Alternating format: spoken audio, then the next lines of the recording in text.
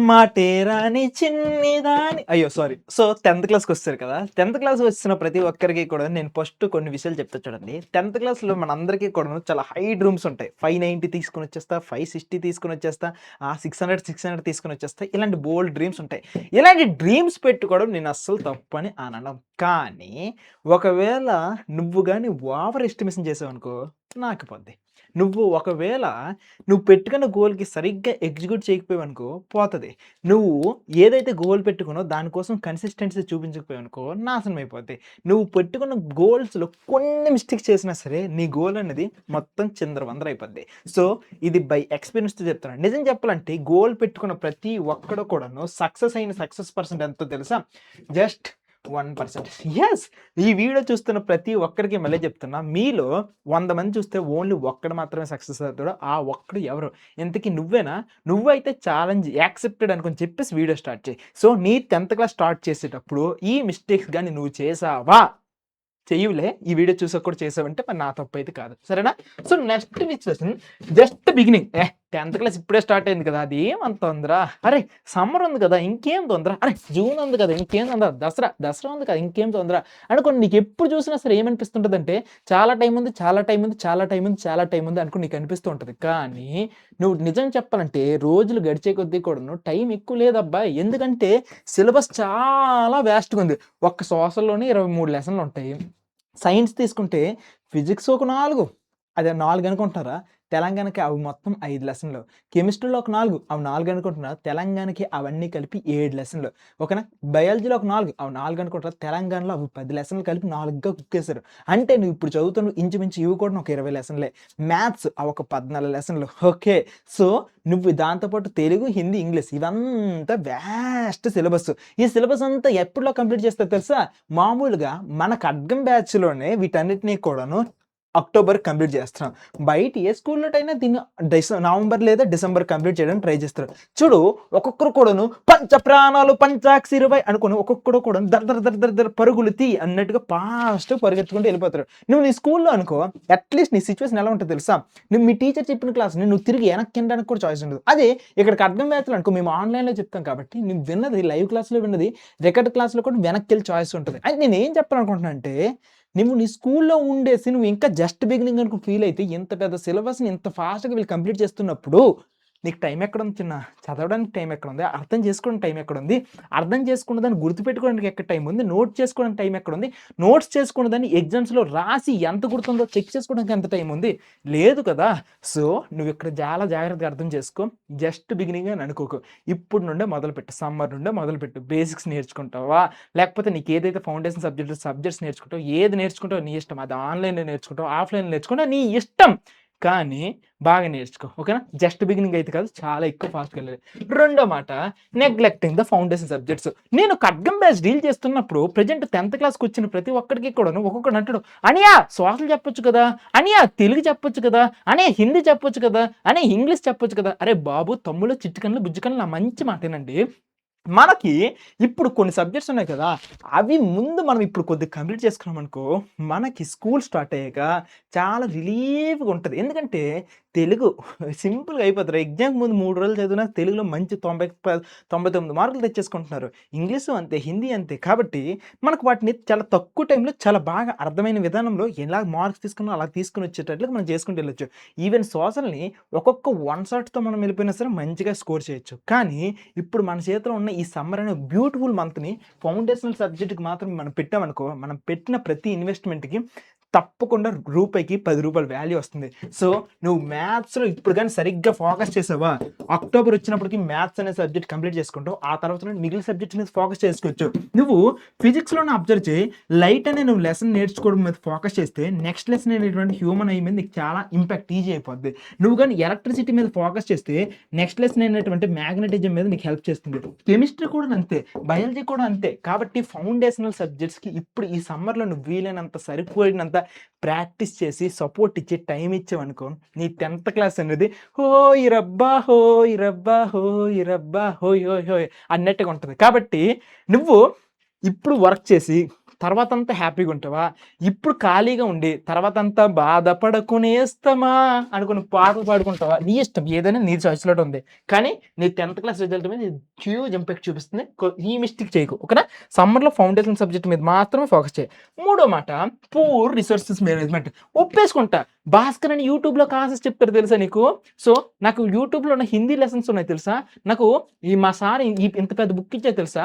Government నాకు ఇంత పెద్ద బుక్ ఇచ్చింది తెలుసా? గవర్నమెంట్ ఈ పీడీఎఫ్ ఇచ్చింది తెలుసా? అరే నా ఫ్రెండు ఈ బుక్ ఇచ్చాడురా దీంట్లో నుండి చాలా వస్తాయంట తెలుసా? అనుకోని ఇన్ని మెసేజెస్, ఇన్ని పీడీఎఫ్స్, ఇన్ని షార్ట్ నోట్స్ ఇన్నివన్నీ నోట్ చేసుకొని ఎక్కడ పెట్టుకుంటే పెద్ద మూట రెడీ అయితది. ఇంత పెద్ద మూటలోన ఏదని చదువుతావు? ఎంతని చదువుతావు? ఎలా చదువుతావు? ఏ రకంగా రివైజ్ చేస్తావు? నీకు ఒకటే మాట చెప్తున్నా. 100 బుక్కులు చదవడం కంటే, ఒకటే బుక్‌ని 100 సార్లు చదివితే, ఆ వచ్చే ఇంపాక్ట్ ఉంది నా సామిరంగా వేరే లెవెల్‌లో ఉంటది. ఎందుకంటే, ఒక బుక్‌లో ఉన్న ప్రతి లైన్‌ని నువ్వు చదువుంటావు. ప్రతి లైన్‌కి అర్థం తెలుసుంటది. ప్రతి లైన్ కోసం నువ్వు ఎక్స్‌ట్రా ఎఫర్ట్ పెట్టుంటావు. సో, నువ్వు ఒక బుక్‌ను 100 సార్లు చదివితే వేరే లెవెల్‌లో ఉంటది. బ్రూస్‌లీ ఒక మాట అంటాడు. నాకు 10,000 కిక్కులు తెలిసిన వాడికంటే ఒకటే కిక్కు, ఒకటే కిక్కు, ఒకటే కిక్కు, ఒకటే కిక్కు 10,000 సార్లు ప్రాక్టీస్ చేసినోడితో నేను కొద్దిగా జాగ్రత్తగా ఉంటా. ఎందుకంటే వాడు ఆ కిక్‌లోన మాస్టర్ చేసుంటాడు. ఆడొక గుద్దు గుద్దాడా మాస్టర్ సినిమాలో విజయ్ సేతుపతి లాగా ఎగిరిపోవడానికి చాయిస్ ఉంటది. సో, భవానీ చేతికి దొరకకూడదు. ఒకటే గుద్దు దెబ్బకి ఫట్ అయిపోతాం. కాబట్టి రిసోర్సెస్ నీ దగ్గర ఉన్న చాలా జాగ్రత్తగా చూసుకో. నీకు ఒకటే మాట చెప్తున్నా. ఖడ్గం బ్యాచ్‌లో మేమేం చెప్తాం తెలుసా? స్టూడెంట్స్‌కి నేనిచ్చే నోట్స్ ప్రైమరీ రిసోర్స్‌గా పెడతా. ఇంతకు మించి ఇంక ఏ రిసోర్సెస్ కూడా నువ్వు చూడొద్దురా అనుకోని చెప్తాను. ఓకేనా? ఎందుకంటే నేను ఆ బర్డెన్ అంతా తీసుకొని మొత్తం కాంప్రిహెన్సివ్‌గా ఒక నోట్స్ తయారు చేసి ఆ నోట్స్ ఇస్తున్నా. షార్ట్ నోట్స్ నేనే ఇస్తా. ఓకే. రివిజన్‌కి అది కూడా సెట్ అయిపోద్ది. సో, నా నోట్స్, నా రివిజన్ నోట్స్ ఈ రెండిటి తప్ప ఇంకేవి కూడా చదవాల్సిన అవసరం లేదు. ఇంక్లూడింగ్ పాలిసెట్ ఎగ్జామ్స్ మంచి మార్కులు కూడా వచ్చేస్తాయి. సో, మీ అందరికి నేను చెప్పేదేంటంటే, నువ్వు కూడా నీకంటూ ఒక టీచర్ ఉంటే, నీకంటూ ఒక మెంటర్ ఉంటే నువ్వు అలా చూసుకో. లేకపోతే దెబ్బయిపోతావు. ఓకేనా? అండ్ వాడికి ఎప్పుడైనా సరే ప్రాక్టీస్ చేయాలని అనిపిస్తే, నేను క్లాస్ చెప్పిన తర్వాత ఇమ్మీడియేట్‌గా డీపీపీ ఇస్తాను కదా! ఈ డీపీపీ వల్ల ఏమవుతుందంటే, నేర్చుకున్న దాన్ని ఇంకెక్కువ బాగా ప్రాక్టీస్ చేసుకోవడానికి చాయిస్ ఉంటది. ఓకే. డన్. ఇప్పుడు మూడో situation ignoring self assessment. Yes. నువ్వు చదువుకుంటూ ఎళ్ళిపోతున్నావు అన్నయ్య. నువ్వు చదువుకుంటూ ఎళ్ళిపోతున్నావు. నువ్వు చదువుకుంటున్నావని అనుకుంటున్నావేమో, కానీ నువ్వు నేర్చుకున్న టాపిక్స్ అనేవి నీ మైండ్‌లో ఎంత బాగా నాటుకున్నాయి, ఎంత బాగా గుర్తున్నాయి, ఎంత బాగా అప్లై చేస్తున్నావు, ఎంత బాగా అప్లికేషన్ చేసి చూపించగలుగుతున్నావు, ఎంత బాగా దీని నుండి నీకు తెలియని ప్రాబ్లమ్స్ ఇస్తే సాల్వ్ చేయగలుగుతున్నావు. గుర్తుపెట్టుకో నాలెడ్జ్ అనేది నువ్వు అప్లై చేసినప్పుడు, సడెన్‌గా నీకు తెలియని క్వెషన్ ఇచ్చినప్పుడు, నీకు తెలియని రీతిలో ఇచ్చినప్పుడు, నువ్వు రాయగలిగితే అప్పుడు సరిగ్గా ఉంటది. అది నిజమైన నాలెడ్జ్. అలా చెక్ చేసుకోవాలంటే టెస్ట్‌లనేవి చాలా ఇంపార్టెంట్. కాబట్టి నువ్వు ఏ నాలెడ్జ్ నేర్చుకున్నా, ఏ థింగ్ నేర్చుకున్నా టెస్ట్స్ అనేది ఇంపార్టెంట్. ఖడ్గం బ్యాచ్‌లో మేమేం చేస్తాం, రెగ్యులర్‌గా టెస్ట్‌లు పెడతాము. సో, రెగ్యులర్‌గా టెస్ట్‌లు పెట్టినప్పుడు వాడు నేర్చుకున్నాడు కదా! ఒక 15 రోజుల నుండి, ఒక 10 రోజుల నుండి ఒక లెసను. ఆ లెసన్‌లో ఎంతైతే స్కోర్ వచ్చిందో వాడే ఆ స్కోర్‌ని అనలైజ్ చేసుకుంటాడు. సో, ఈ టెస్ట్ చూస్తాడు. సెకండ్ టెస్ట్‌కి చూస్తాడు. మూడో టెస్ట్‌కి చూస్తాడు. రోజు రోజుకి ఇంప్రూవ్ అవుతున్నాడా? He is the hero.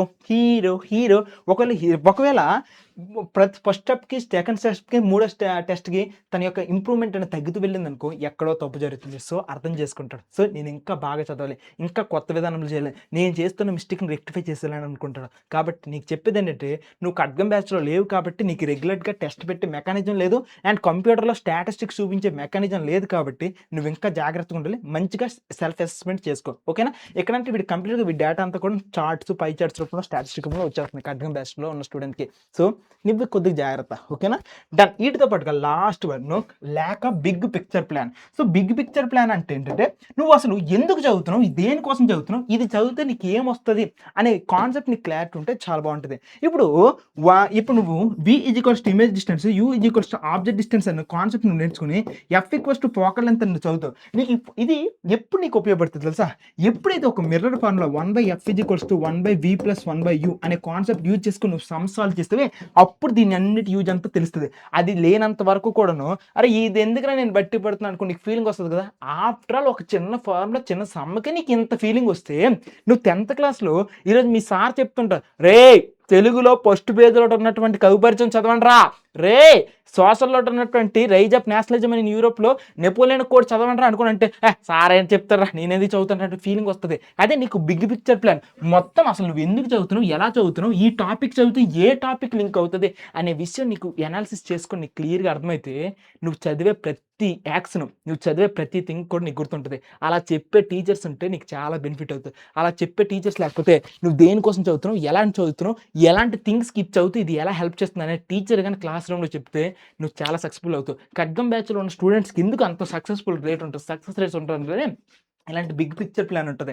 So, ఇప్పుడు నువ్వు చదువుకున్నది ఎక్కడ నీకు ఉపయోగపడుతది? ఇప్పుడు నువ్వు చదువుకున్నది వేరే టాపిక్‌కి ఎలా లింక్ అవుతది? సిమిలర్ ట్రయాంగిల్స్ మ్యాథ్స్‌లో నువ్వు నేర్చుకున్నావు. అది ఫిజిక్స్‌లో నీకు ఎలా ఉపయోగపడుతది? ట్రిగోనోమెట్రీ నువ్వు మ్యాథ్స్‌లో నేర్చుకున్నావు. అది ఫిజిక్స్‌లో ఎలా అప్లై అవుతది? ఇలా ఇంటర్ లింకింగ్ చేసుకొని ఆ బిగ్ పిక్చర్ ప్లాన్‌తో చదివితే మాత్రం వేరే లెవెల్‌లో ఉంటది. యెస్, ఇప్పుడు నువ్వు రాస్తున్న ఈ సిలబస్ అనేది వారం రోజుల్లో కంప్లీట్ చేసింది నీకు ఎలా ఉపయోగపడుతుంది? అండ్ ఫైనల్ ఎగ్జామ్ ముందు నీకు దొరికిన ఆ లాస్ట్ 1 వీక్‌లో నువ్వు ఎలా చదవాలి అనే విషయం కూడా నీకు తెలిస్తే క్లారిటీ ఉంటది. సో, ఇక్కడ కంప్లీట్‌గా 1 ఇయర్ అకాడమిక్ షెడ్యూల్ ప్రకారంగా వెళ్తుంది కాబట్టి బిగ్ పిక్చర్ ప్లాన్ తెలుస్తది కాబట్టి ఇక్కడ ఖడ్గం బ్యాచ్‌లో ఉన్న స్టూడెంట్స్ చేస్తారు. సో, ఇన్ కేస్ ఇప్పటికి కూడా నువ్వు 10థ్ క్లాస్‌లో ఇదే మిస్టేక్ చేస్తే చాలా దెబ్బయిపోతావు. సో, మై 100% విష్ నువ్వు దయచేసి ఖడ్గం బ్యాచ్‌కొచ్చే చిన్న, నువ్వు ఎటువంటి మిస్టేక్ చేయకుండా నేను జాగ్రత్తగా చూసుకుంటాం. ఒక మంచి స్ట్రక్చర్ ప్లాన్ ప్రకారంగా తీసుకుంటూ వెళ్ళిపోతాం. నీకు ఒకటే మాట చెప్తున్నా, ప్రెజెంట్ సమ్మర్ సేల్ నడుస్తుంది. సో, ఈ సమ్మర్ 300 అనే కోడ్ నువ్వొస్తే నువ్వు ప్రెజెంట్ ఇప్పుడొస్తే ఈ సమ్మర్ 300 అన్న కోడ్ అని నీకు యూజ్ అవుతది. నువ్వు ఇంకా బాగా రావచ్చు. సో, ఇంతకంటే బెస్ట్ అవకాశాలు ఇంకెవరికి ఉంటాయి చిన్న. సో, ఇన్ కేస్ నువ్వు ఇప్పటి వరకు చదువుకున్నావు కదా! నువ్వు చదివిన దాంట్లో చాలా ఫ్లాస్ ఉన్నాయి, చాలా తప్పులున్నాయి, చాలా రాంగ్ వేస్‌లో చేస్తున్నావు. ఇలాంటి ప్రాబ్లమ్స్ వల్లే నీ ప్రిపరేషన్ అనేది సరిగ్గా లేకపోతే ఇప్పటికి చెప్తున్నా లాస్ట్ అవకాశం చూసుకో, యూజ్ చేసుకో. ఖడ్గం బ్యాచ్ ఇప్పటికైనా వచ్చేయి. సో, నీ మిస్టేక్స్ అన్నీ కూడా ఇంకా నాశనం చేసుకోకుండా ఇంకా బెటర్‌గా వెళ్ళిపోవడానికి. ఒకళ్ళు నువ్వు తప్పు చేస్తే నీకు సరిదిద్దడానికి ఒక పర్సన్ ఉంటారు. ఓకేనా? సో, నీకు గాని అసిస్టెంట్స్ కావాలంటే మేమందరం ఉన్నాము. సో, వచ్చే సమ్మర్ 300 యూజ్ చేసుకో. ఇది ఈ రోజుతో లాస్ట్ అయిపోద్ది. అండ్ రేపు 21 కదా! 21తో లాస్ట్ అయిపోతుంది. సో, మళ్ళీ ఈ అవకాశం ఉండదు. ఓకేనా? సో, యూజ్ చేసుకో. సరేనా? సో, మిస్టేక్స్ అయితే చేయకురా. ఈ మిస్టేక్ చేయకు అన్నట్టు నీకు 10థ్ క్లాస్‌లో ఎంత స్కోర్ వస్తది? ఈ మిస్టేక్ చేసిన తర్వాత అండ్ నువ్వు పర్సనల్‌గా ఏ మిస్టేక్ చేస్తున్నావు? కింద కామెంట్ సెక్షన్‌లో రాయి. ఇక్కడ నేను చెప్పిన మిస్టేక్స్‌లో నువ్వు ఇంకా ఏం మిస్టేక్ చేస్తూ వచ్చావు? అది కింద కామెంట్ సెక్షన్‌లో రాయి. నేను చూసి నీకు పక్కా రిప్లై ఇస్తా. సరేనా? బాయ్. బా చదువుకోరా రేయ్!